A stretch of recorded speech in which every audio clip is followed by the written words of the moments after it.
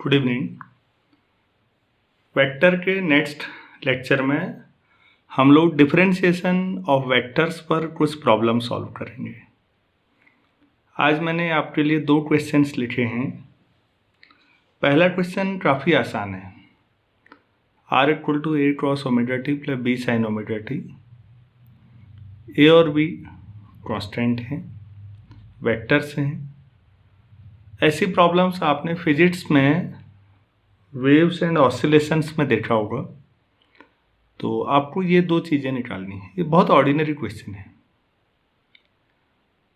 दूसरा क्वेश्चन जो है वो आपको कुछ चीज़ें सिखाएगा।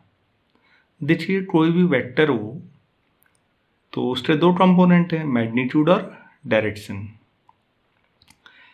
मैग्नीट्यूड और डायरेक्शन में से एक भी चीज़ बदल जाएगी तो वेक्टर तो बदला हुआ माना जाएगा, ठीक है।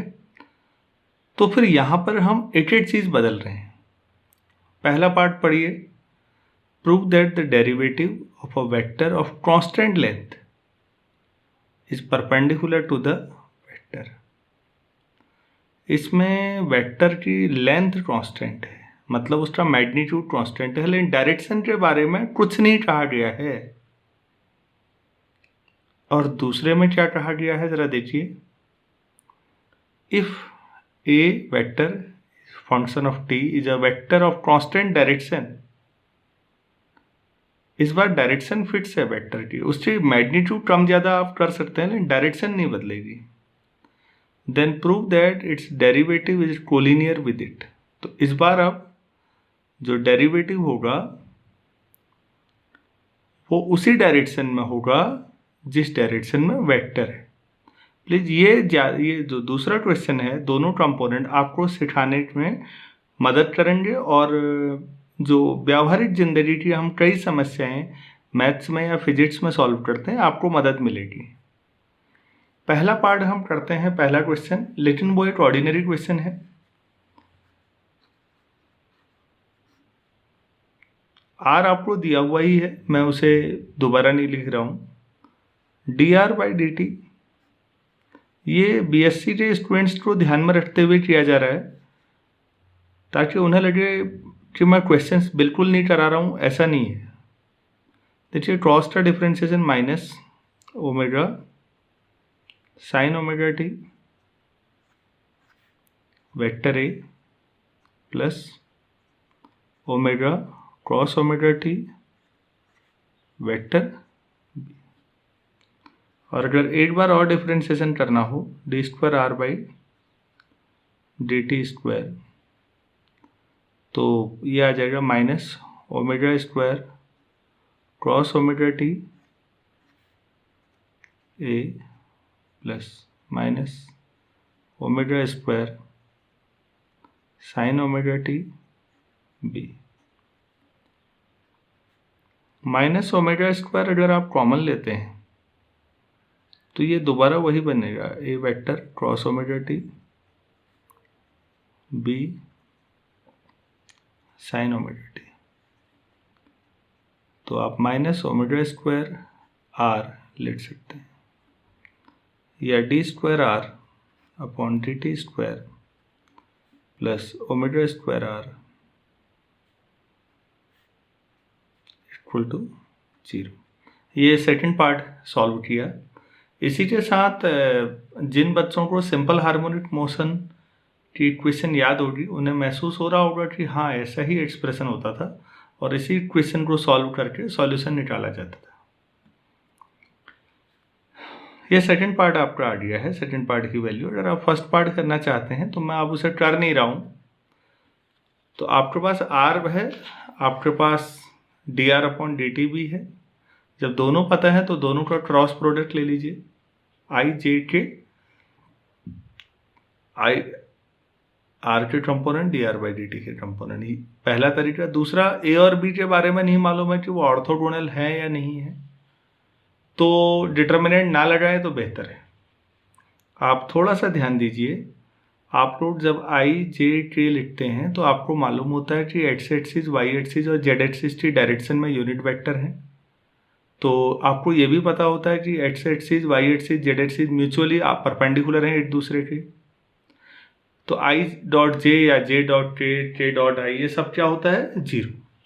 लेकिन इस क्वेश्चन में आपको ये तो नहीं कहा गया कि ए और बी आपस में परपेंडिकुलर है, तो ए डॉट बी कैसा होगा हमें नहीं पता है। तो आप इसे सॉल्व करने के लिए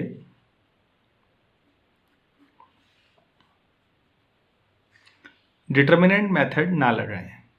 प्लीज ध्यान दीजिए, आई जे के लिखते हुए डिटर्मिनेंट मेथड से क्रॉस प्रोडक्ट निकालने के पीछे लॉजिक है, ये तभी सही है जब आई जे के आपस में क्या है, ऑर्थोगोनल है।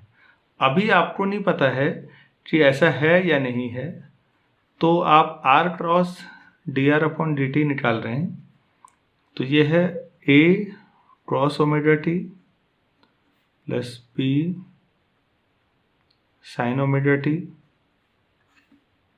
Cross D R upon D T, अभी हमने ऊपर लिखा है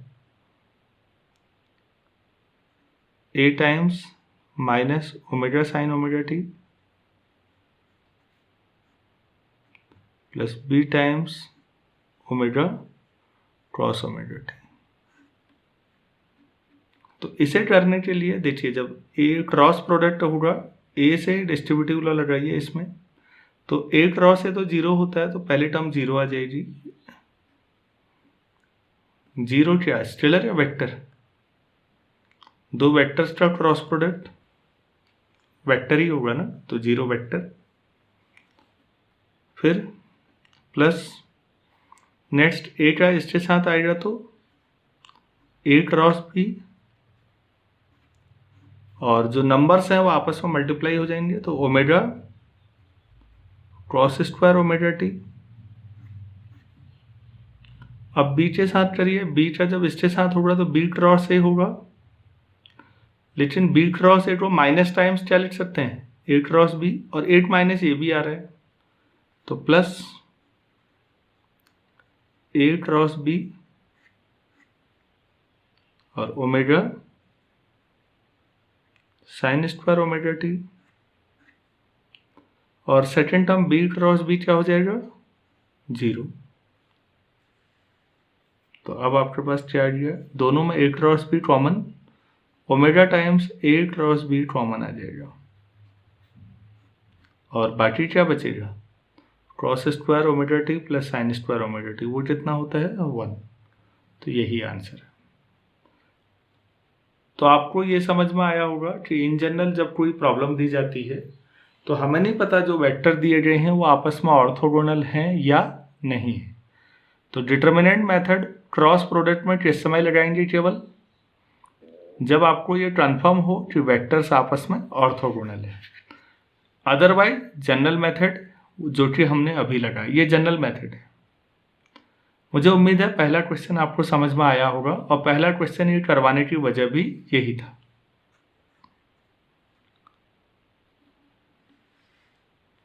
क्वेश्चन 2A, मेरे पास कोई वेक्टर है, तो वेक्टर का उसी के साथ डॉट प्रोडक्ट लूं तो क्या आ जाएगा, ए स्क्वायर। ये वेक्टर साइन के साथ है, ये मैग्नीट्यूड है, ए क्रॉस 0 आएगा, क्रॉस 0 1 होता है, इतना ही लिखा जाएगा, तो ए dot A ordinary A square के बराबर है। ठीक है, हमने जो पहला पार्ट पढ़ा है उसमें क्या लिखा हुआ था, हम दोबारा देखते हैं। उसमें लिखा हुआ था prove that the derivative of a vector of constant length. इसका मतलब है कि जो हमारे इस जो लेंथ है, मैग्नीट्यूड है, क्योंकि वेक्टर का मैग्नीट्यूड उसकी लेंथ के द्वारा दिखाया जाता है, जितनी ज़्यादा लेंथ उतना ज़्यादा मैग्नीट्यूड दिया। ये क्या है, कांस्टेंट है। हम डिफरेंशिएट करें, डिफरेंशिएटिंग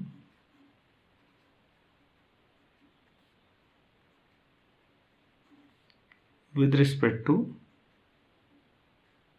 टी, वी गेट, यहाँ पर हम ये मान रहे हैं कि जो ए है वो टी का फंक्शन है। फंक्शन क्यों है, क्योंकि लेंथ और डायरेक्शन में से 8 चीज तो वेरिएबल है ना, दोनों कांस्टेंट नहीं है, तो ये आ जाएगा D A upon D t dot a plus a dot d A upon D t equal to 0। लेकिन ए डॉट बी या बी डॉट ए तो बराबर होते हैं, तो ये क्या हो जाएगा 2 times a dot d A upon D t equal to 0 और a dot d A upon D t equal to 0। इससे क्या समझ में आया कि जो वेक्टर ए है और उसका डेरिवेटिव आपस में क्या है, परपेंडिकुलर है। यही प्रूफ करना था। So D A upon D T is perpendicular to. Please ध्यान दीजिए ये किस सिचुएशन में सही है, जब वेक्टर जो आप स्टडी कर रहे हैं उसका मैग्नीट्यूड क्या था, कांस्टेंट था, तब ऐसा है। अब सेकंड पार्ट देखिए, सेकंड पार्ट में क्या लिखा हुआ है, at is a vector of constant direction. इस बार डायरेक्शन कांस्टेंट है, डायरेक्शन फिक्स है, लेकिन उस डायरेक्शन में जो वेक्टर का मैग्नीट्यूड है वो कम ज़्यादा हो सकता है, मतलब वो वेरिएबल होगा। तो उस सिचुएशन में जो डेरिवेटिव होगा उसकी डायरेक्शन वही होगी, डेरिवेटिव की डायरेक्शन भी नहीं बदलेगी, वो डेरिवेटिव की डायरेक्शन वही रहेगी जो वेक्टर की डायरेक्शन है। इस पर काम करते हैं। अब देखिए इसे, कोई भी वेक्टर अगर आपको लिखने को कहा जाए तो आप उसका मैग्नीट्यूड लिखेंगे और उसी की डायरेक्शन में यूनिट वेक्टर लिखेंगे। आप कोई नया नाम एन से भी दिखा सकते हैं या ए का यूनिट वेक्टर ही हो जाएगा, ठीक है। आपके पास ध्यान दीजिए ये मैग्नीट्यूड है, ये यूनिट वेक्टर अलोंग ए है, तो किसी भी मैग्नीट्यूड में यूनिट वेक्टर अगर आपके पास है तो वो कंप्लीट वेक्टर ए होगा। ये समझ में आया होगा आपको। यहाँ पर ध्यान देना है क्या कांस्टेंट है, ए कांस्टेंट है। क्यों? क्योंकि ए का जो यूनिट वेक्टर ए है, अब इसका मैग्नीट्यूड तो यूनिट है तो फिट से ही हुआ, डायरेक्शन इसकी आपने पहले ही कहा है सवाल में फिट से, तो ये कांस्टेंट वेक्टर है। ये क्लियर है? यहाँ पर ये जो जिसको मैग्नीट्यूड करें ये कांस्टेंट नहीं है। मुझे उम्मीद है आपको क्वेश्चन समझ में आ गया होगा। तो D A by D T अगर करें तो D by D T of A d A by D t plus d A by D T A. हमने ये कहा कि यूनिट वेक्टर इस बार कांस्टेंट है, तो फिर इसका डेरिवेटिव, क्योंकि मैग्नीट्यूड और डायरेक्शन दोनों फिक्स हैं, बिल्कुल नहीं बदलने वाली, तो फिर उसका चेंज क्या होगा फिर जब कुछ बदलने वाला ही नहीं है। तो derivative 0 plus d A by D T A. यहाँ से भी समझा जा सकता है डायरेक्ट ही, और आसान तरीका ये हो सकता है कि हम ऐसा कर लें। So A cross D A by D T ले लीजिए दिखाने के लिए, तो आपके पास हो जाएगा A cross D A by D T, ये न्यूमेरिकल वैल्यू है, और ये यूनिट वेक्टर ए को क्या लिख सकते हैं हम लोग, सबसे ऊपर वाली लाइन जो है उससे vector A upon magnitude of. तो देखिए जो मैग्नीट्यूड है 1 upon A d A by D T, ये भले ही डेरिवेटिव हो रहा है लेकिन स्केलर क्वांटिटी है, तो बाकी क्या बचा, ए क्रॉस ए। आप ही बताइए ये कितना आना चाहिए, 0। तो आपके पास ए और T A by D T दोनों का क्रॉस प्रोडक्ट 0 आ रहा है। दो वेक्टर्स का क्रॉस प्रोडक्ट कब 0 आता है,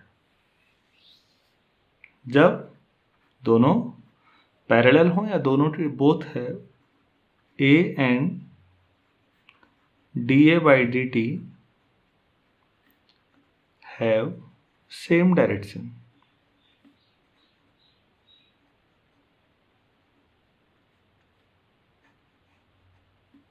आपको ये जो बहुत छोटे सवाल हैं दोनों, आप ध्यान से देखिए। जब पहला क्वेश्चन आपने पढ़ा उसमें मैग्नीट्यूड कांस्टेंट था, दूसरे में डायरेक्शन कांस्टेंट थी वेक्टर के। अगर किसी वेक्टर का मैग्नीट्यूड कांस्टेंट हो तो उसका डेरिवेटिव उस वेक्टर के परपेंडिकुलर आता है, लेकिन अगर डायरेक्शन कांस्टेंट हो तो डेरिवेटिव उसी के डायरेक्शन में पैरेलल आता है। उम्मीद है ये क्वेश्चन समझ में आया होगा। कुछ और क्वेश्चन पे आगे हम देखते हैं। नेक्स्ट क्वेश्चन देखिए, ये तो पिछले क्वेश्चन पर ही बेस्ड है। A dot d A by D t equal to a d A by D t. यहाँ पर वेक्टर पर कोई रेस्ट्रिक्शन नहीं है। सीखने की वाली बात है, लेफ्ट हैंड साइड में डॉट प्रोडक्ट है a dot d A by D T, right hand side में सिंपल मल्टीप्लीकेशन है स्केलर क्वांटिटीज का। डॉट गायब हो गया भाई, एक्सप्रेशन एक जैसे दिख रहे हैं दोनों, डॉट नहीं है।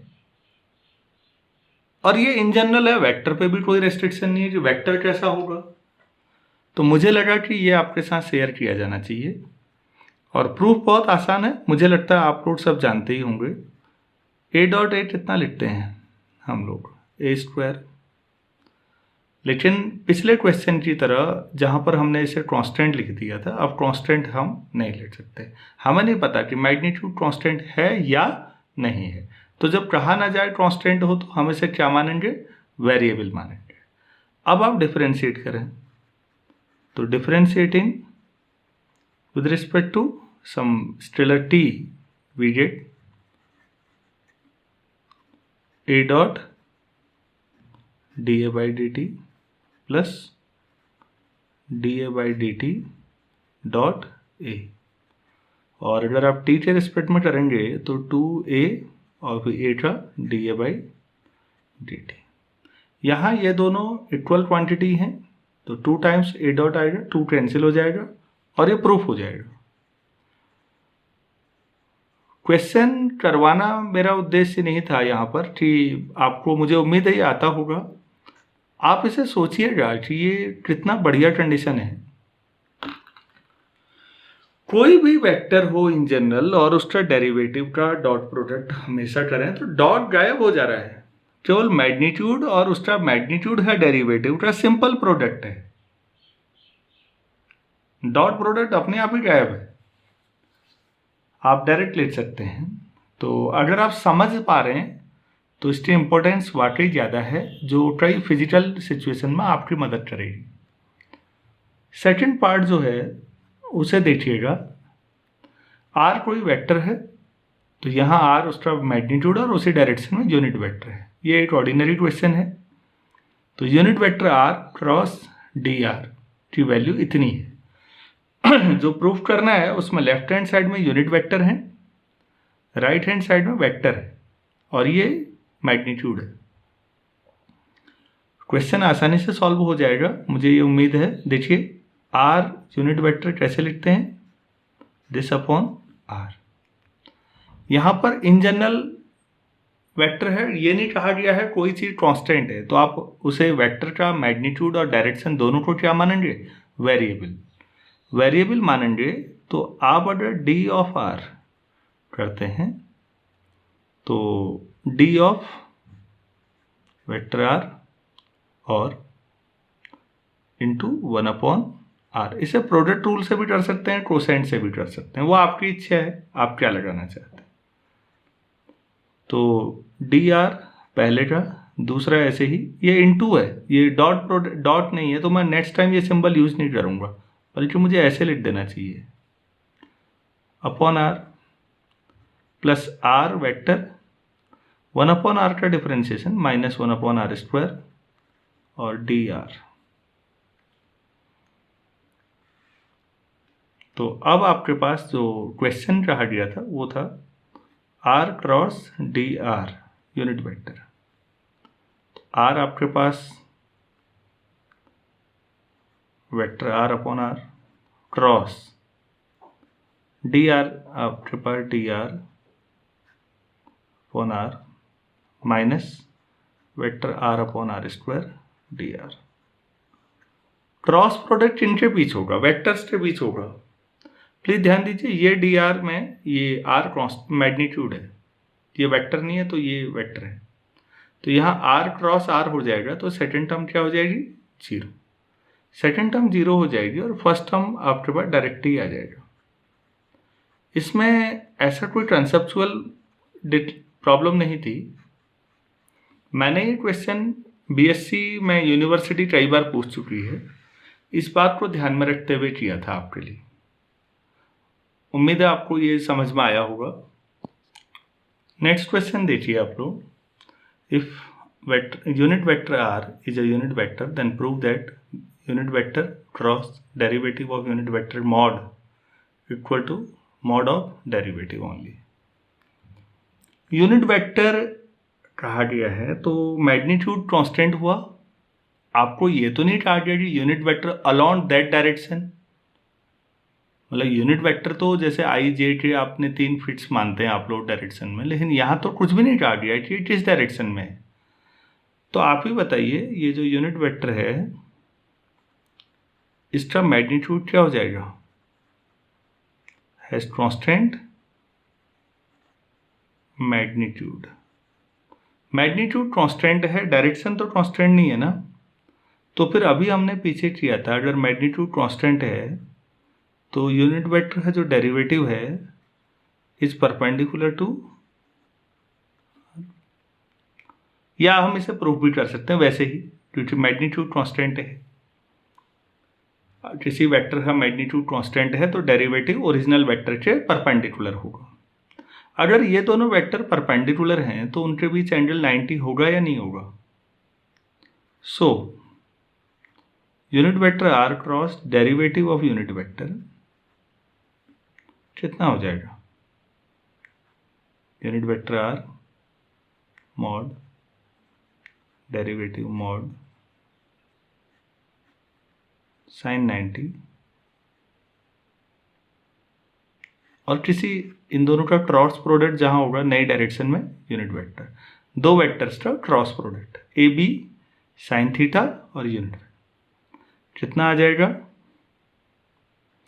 ये यूनिट वेक्टर है तो mod 1 dr by dt unit vector का मॉड साइन 91 और n नॉट।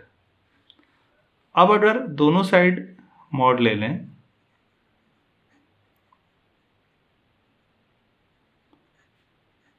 तो ये जो यूनिट वेक्टर आपने लिया है इसका मॉड लेना है तो ये 1 हो जाएगा, यही रहेगी quantity dr by dt unit vector.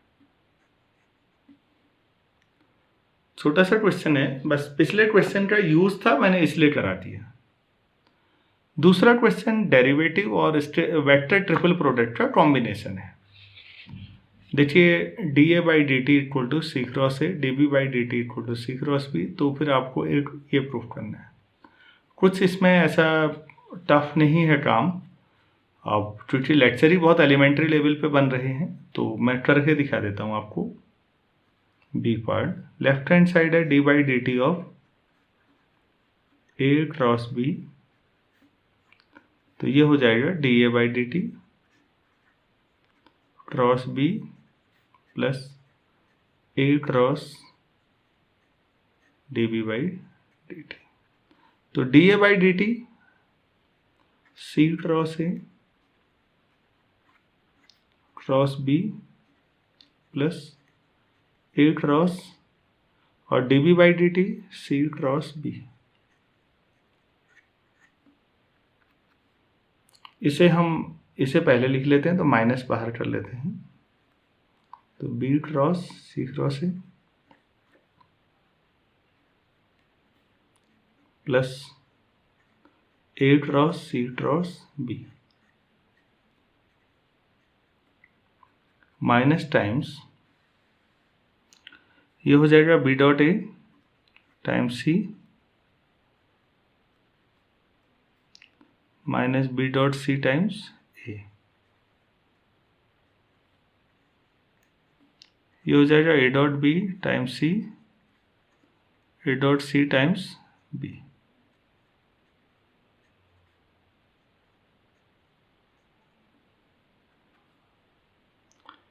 क्या कुछ चीज़ें कैंसिल हो रही हैं? आप ज़रा इसे और इसे देखिए तो ये ए डॉट बी नंबर आ जाएगा, स्केलर क्वांटिटी है, टाइम्स सी, और ये बी डॉट ए टाइम्स सी है, बाहर माइनस है। ए डॉट बी या बी डॉट ए तो बराबर हुआ, ये कैंसिल हो जाएगा, और ये माइनस में plus B dot C times ए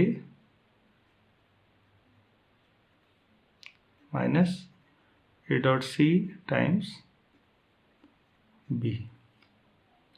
आप सी को पहले लिख रहे, सी डॉट बी लिख लीजिए इसे, times a c dot A times b equal to c cross A cross b लिख सकते हैं या नहीं? आप सोचिए इसका फॉर्मूला क्या होता है, c dot B times a minus c dot A times b. ये राइट हैंड साइड आ गई आपके पास। ये तो मुझे उम्मीद है आपको वेक्टर्स के डिफरेंशिएशन के बारे में एक बेसिक एलिमेंट्री जो समझ होती है हमारी, वो थोड़ा सा डेवलप हो गई होगी। नेक्स्ट लेक्चर में हम वेक्टर्स के इंटीग्रेशन पर कुछ क्वेश्चंस करेंगे। ये अभी ऑर्डिनरी इंटीग्रेशन है, सिंगल, जिसको हम लोग आसानी से सॉल्व कर सकते हैं। और वेक्टर्स का जो जनरल डबल और ट्रिपल इंटीग्रेशन से रिलेटेड चीज़ें हैं, वो जब गॉस डाइवर्जेंस और स्टोक्स थ्योरम, डबल इंटीग्रेशन या ट्रिपल, उसके बाद आ पाएंगे। तो सिंपल इंटीग्रेशन पर जो हमारे कुछ प्रॉब्लम्स और कंसेप्ट हैं वो नेक्स्ट लेक्चर में सॉल्व हो पाएंगे। Thank you.